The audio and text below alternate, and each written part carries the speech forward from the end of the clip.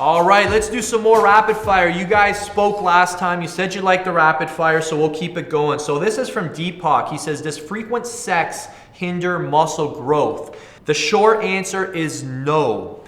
The reason you have a high sex drive is because building muscle training increases testosterone, and testosterone increases sex drive. So it's actually the other way around. Building muscle actually will increase the amount you want to have sex or whatever else. So I've never seen a single scientific study to show that sex hinders muscle growth. I've never seen one. So there you go.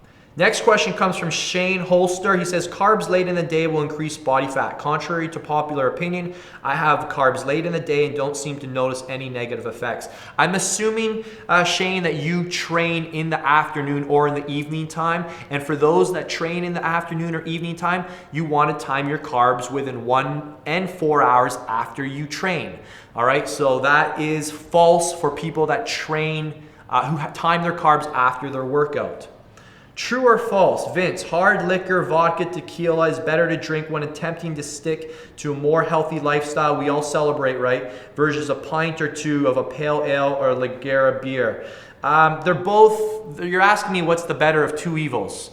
Again, I've answered this before. I would say on special occasions, it's a special occasion, so have it without guilt or shame. But if you're in the midst of an intense training, neither. Okay, Brad Bateman says, training the same body part tomorrow that you train today is the best time. Stretching the same body part tomorrow that you train today is the best time to stretch it. I wouldn't say this is true or false. This is kind of neutral. It really doesn't matter. Ultimately, I like to stretch within a few hours after a workout. It's when your nervous system is calmed down and you'll be more relaxed, which is the optimal time to stretch. Stretching requires focus, relaxation, and you don't want to be stressed out. So to be honest, it could be a couple hours after you train or the day after. Neither is right or wrong. It's more important that you just do it at one of those times.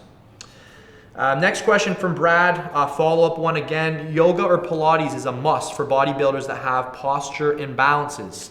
It depends, because you have to ask yourself, why do they have a posture habit? Is it because they work at a desk all day? Or because you have to understand that a lot of people who have tight muscles, it's not necessarily a bad thing. The body has a beautiful thing called compensation, and compensation is a built-in protective mechanism to prevent injury. So let's say you have an injured right hamstring, which is throwing your pelvis off balance. Well, your left hamstring, the muscles in your left leg are going to compensate to help stabilize that pelvis. So in that case, it's a great thing. So you wouldn't want to stretch the left leg just because it's tight. So a lot of people think something's tight, that's bad. Tightness is not necessarily a bad thing. You have to figure out, though, why is this muscle tight? Is it protecting something else that's weak? And a great MAT therapist will be able to figure that out for you. And they have a series of diagnostic tools and certain therapies to help you fix those problems. Okay. Next question from Richard Booth: is it true that the optimal window to intake a post-workout shake or food is only within 15 to 30 minutes? This is false. It's not. The window is a lot larger than that, although there's a lot to be said about taking it in sooner than later.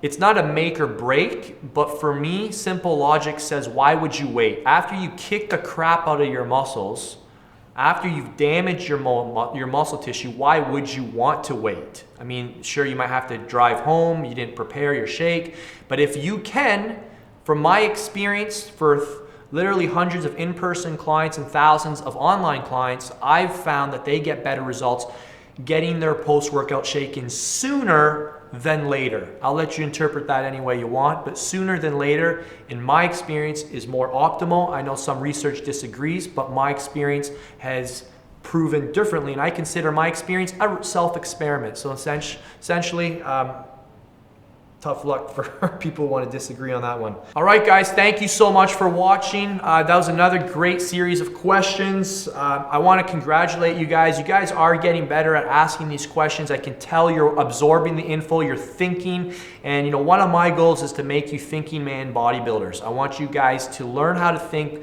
how to make smart decisions, be confident in your decisions, and just by the types of questions you're asking, you guys are getting better and better. So congratulations to you. Pat yourself on the back, and if you feel like you're getting smarter and you're becoming more intelligent, then, excuse me, I just burped there. It was weird.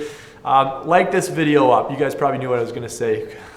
All right, thank you again. You guys are amazing. We'll talk to you soon. There was actually a really cool study. I'm gonna read it here. I've got it. There's actually a really cool study that showed what happens when we start to.